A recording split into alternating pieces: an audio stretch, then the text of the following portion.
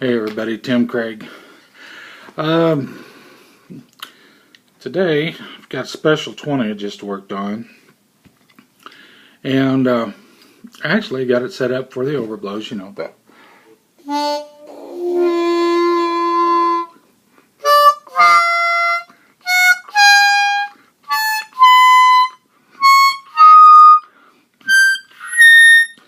and the only one I've really not been able to get very good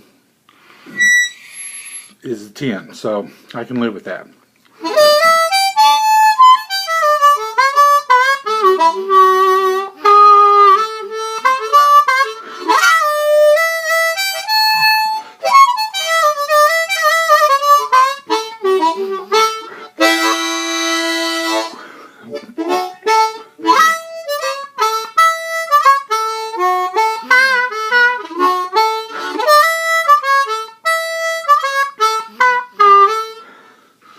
And anyway, this is one of the first times that I've worked on a special 20 that the results that I got was actually pretty good.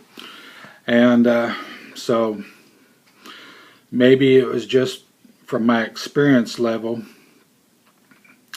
of doing the setups, you know, is why I said before that I didn't care too much for them as far as trying to get them set up for the overblows. But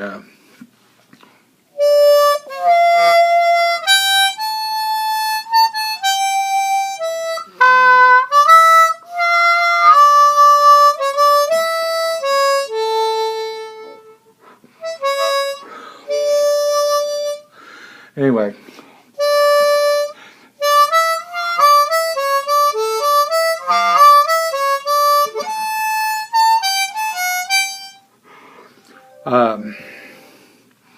it's just one of the things that I came across here. And there again, I didn't show you this, but I've opened up the backs. I do really think that does help with a little projection.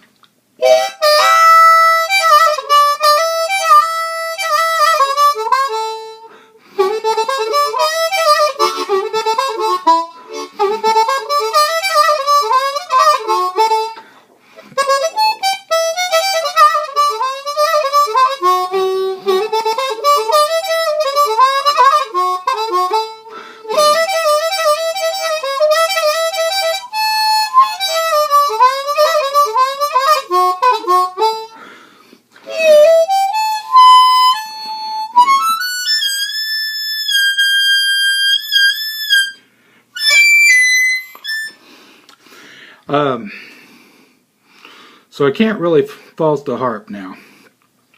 However, the one thing I do not like, and the whole reason I started playing these, I was playing on a music show years ago, and like I said, the other marine bands and blues harps was cutting my lips up, and I went to this plastic comb because I could play it and play it and play it without, you know, hurting my mouth and all this stuff.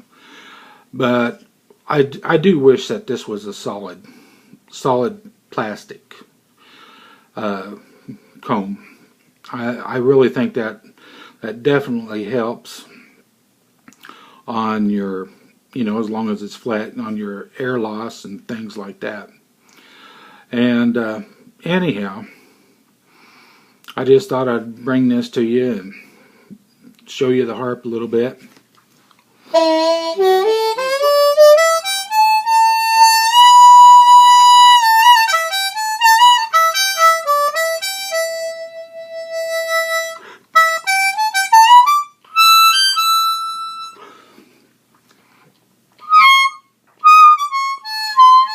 Yeah, that's my fault.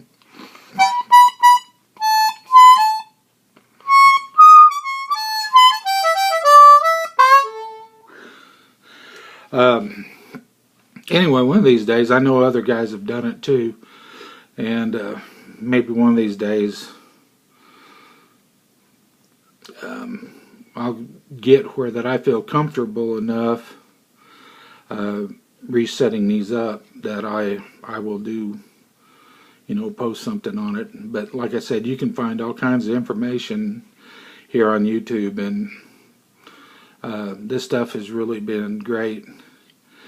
And like I said, there's some fabulous players out there, and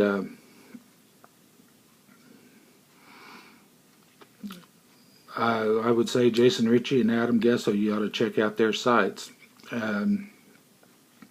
Especially depending on what you want to do. I come from country background. Like I said, I used to play on a country music show. We played 6 nights a week through the season. And I went through a lot of harps back then, trust me. Because, everything was so loud, you had to play harder. And anyway, Jason has a different outlook on things by the way he plays. He plays really with a lot of, almost to me, as a drummer would play something, but still with the melody. Adam does a extreme amount of tongue blocking. Well, in country stuff, whenever you're sitting there and playing Charlie McCoy kind of stuff or things like that, you don't need a lot of tongue blocking. But for the blues, it really has its place in the blues. And like I said, I don't do a lot of it, and at one time I didn't even appreciate it. Now I appreciate it, and I understand why it's there and why they use it, and it just makes a lot of sense. And I used to think a lot of times, and I know this sounds terrible, and I don't mean it to be stuck up in any way or nothing like that, but it was sloppy, but it was intended to be, and that was the part I wasn't getting. It's meant to sound like front porch picking, and some of the best stuff you ever heard in your life is from that kind of thing. Anyway, you guys, for those of you that have subscribed and everything, or if you'd like to post comments, please feel free. Hopefully I'll be able to bring some more of these things to you with, different instruments. I've had a request to do a dobro thing here to show what I had done here a while back. I mean, not like I'm great or nothing, which I'm not, but I'd like to do that. I just haven't figured out how to get this iPad to show the guitar well enough to, send this to show George what I did.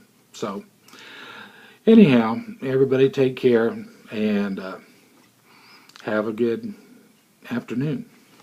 Adios.